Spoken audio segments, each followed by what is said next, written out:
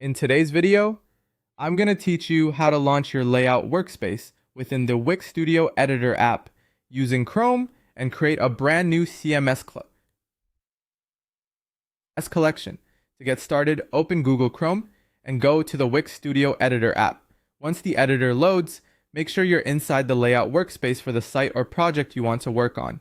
Give the interface a moment to fully appear so all of the tools are available and easy to access. Starting in the correct workspace is important because it ensures you're editing the right project environment before making any changes to your content structure. After you've entered the layout workspace, shift your attention to the left side of the screen. This is where Wix Studio keeps many of the main development and editing controls. Along that left side toolbar, look for the CMS layer database icon. Depending on your screen size or toolbar layout, you may need to pause for a second and visually scan the icons until you find the one associated with your content management tools. This icon is the entry point to the CMS area, where you can manage dynamic content that connects to your site design.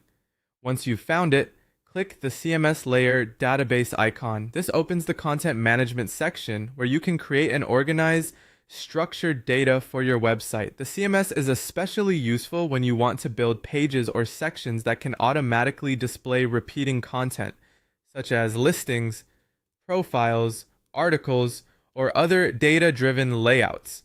Opening this panel is the key step that gives you access to those dynamic content tools.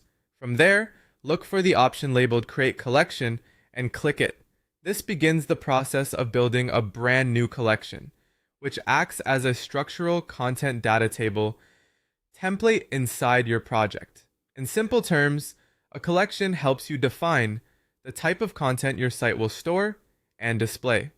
Creating a new one gives you a clean starting point for organizing information in a way that can later be connected to dynamic page elements inside Wix Studio. As you do this, take your time and make sure you're selecting the correct option, especially if you already have existing collections in the project.